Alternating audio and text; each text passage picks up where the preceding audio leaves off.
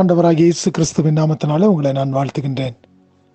மறுபடியும் ஒரு புதிய நாளுக்குள்ளாய் நாம் கடந்து வரும்படியாக தேவன் நமக்கு சுகத்தையும் பலத்தையும் கொடுத்து இந்த நாளை காணும்படியான பாக்கியத்தையும் கொடுத்திருக்கின்றார்.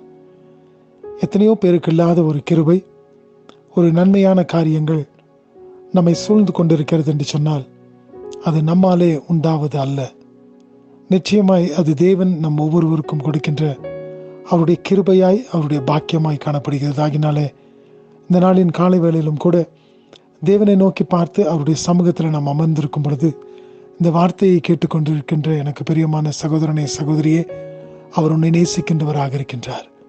அவர் உன்னை நேசித்தபடியினால் தானே கல்வாரி சிலுவையிலே தம்முடைய ஜீவனை கொடுத்து முற்றிலுமாய் அவர் தம்மை தாமே வெறுமையாக்கி உனக்காக ஒரு அடிமையின் ரூபத்தை எடுத்துக்கொண்டார் என்று சொல்லி நாம் பார்க்கின்றோம். அப்படிப்பட்ட தேவனாகிய அவர்தாமே நம்மை அவருடைய கிருபையினாலும் அவருடைய இரக்கங்களினாலும் முடிசூட்டி நன்மையினாலே நம்முடைய வாயை திருப்தியாக்குகின்ற தேவனாக இருக்கிறார் என்று சொல்லி 103வது சங்கீதத்தில் நாம் வாசிக்கின்றோம். இந்த நாளிலும் கூட 103வது சங்கீதத்தின் 11வது வசனத்தை நான் வாசிக்கின்றேன். I'll read Psalm 103 verse 11. பூமிக்கு வானம் எவ்வளவு உயரமாய் இருக்கிறதோ அவருக்கு பயந்தவர்கள் மேல் அவருடைய கிருபையும் அவ்வளவு பெரிதாய் இருக்கிறது. எனக்கு பிரியமானவர்களே, இந்த வசனத்தில் நாம் பார்க்கும் பொழுது ஒரு உயரத்தை குறித்து சொல்லப்பட்டிருக்கின்றது. அது எப்படிப்பட்ட ஒரு உயரம்? மனிதனாலே தொட முடியாத ஒரு உயரம், பூமிக்கும் வானத்திற்கும் உரியதான ஒரு உயரமாய் காணப்படுகிறது.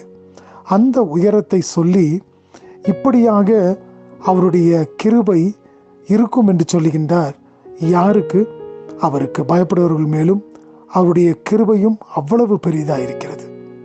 அவருக்கு பயப்படுகிறவர்களுக்கு அவருடைய கிருபை வானத்திற்கும் பூமிக்கும் உயரம் எவ்வளவோ அவ்வளவாய் காணப்படுகின்றதா. நம்மளால கணக்கிட்டே பார்க்க முடியாது இல்லைங்களா?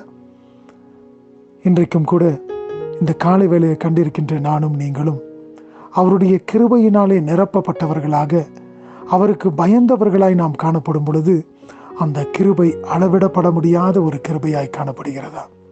இன்றைக்கு கால வேளையிலே இந்த உலகத்தின் வாழ்க்கைக்குள்ளாய் நான் காலடி எடுத்து வைத்திருக்கும் பொழுது அவருடைய கிருபை தாமே நம்மை ஒவ்வொரு நாளும் வழிநடத்தி வருகிறது. அவருடைய கிருபை தானே நம்மை ஒவ்வொரு நாளும் நம்மை காத்து கொள்ளுகின்றது. எல்லாவற்றையும் பார்க்கும் பொழுது ஒன்றுமில்லாத நமக்கு அவருடைய கிருபை எல்லாவற்றிற்கும் எல்லாமாய் காணப்படுகிறது. இந்த இடத்துல பார்க்கிற விதமாய் அவருடைய கிருபை அவருக்கு பயப்படுகிறவர்கள் மேல் அவ்வளவு பெரியதாய் காணப்படுகிறதா? ஒருவேளை கர்த்தருக்கு நான் முழுமையாய் பயந்து ஜீவிக்கிறேன் என்று சொன்னால் அவருடைய கிருபையும் அவ்வளவு பெரியதாய் காணப்படும். எவ்வளவு பெரியதாய்? வானத்திற்கும் பூமிக்கும் உயரம் எவ்வளவோ அவ்வளவு பெரியதாய் காணப்படுவோமா? இன்றைக்கு காலை வேளையிலும் கூட ஆண்டவரை பார்த்து சொல்லுவோம், ஆண்டவரே, நான் உமக்கு பயப்படுகின்றவளாக நான் காணப்படுகிறேன். அப்படி என்று சொன்னால் உம்முடைய கிருபை இவ்வளவு பெரியதாய் காணப்படுகிறது. அதற்காக உமக்கு நன்றி செலுத்துகிறேன் தகப்பனே. இந்த நாளின் ஒவ்வொரு காரியத்திலும் உம்முடைய கிருபை எங்களோடு கூட இருந்து எங்களை வழிநடத்த போவதற்காய் உமக்கு நாங்கள் நன்றி செலுத்துகிறோம் என்று சொல்லும் பொழுது கர்த்தருடைய கிருபை இந்த நாளிலும் கூட நாம் என்னென்ன காரியங்களினூடாய் கடந்து போகின்றோமோ அந்த காரியங்கள் எல்லாவற்றிலும் தேவன் நம்மை அவருடைய கிருபையினாலே வழிநடத்த போதுமானவராய் இருக்கின்றார். தேவன் தாமே இந்த நாளை உங்களுக்கு ஆசீர்வதித்து தருவாராக. இந்த நாளிலும் கூட நீங்கள் எடுத்துக்கொள்கின்ற எல்லா பிரயாசத்திலும் அவருடைய கிருபையும் அவருடைய பலனும் அவருடைய சுக பலன் ஜீவன் ஆயுசு நாட்கள் எல்லாவற்றையும் தந்து உங்களை வழி நடத்துவாராக.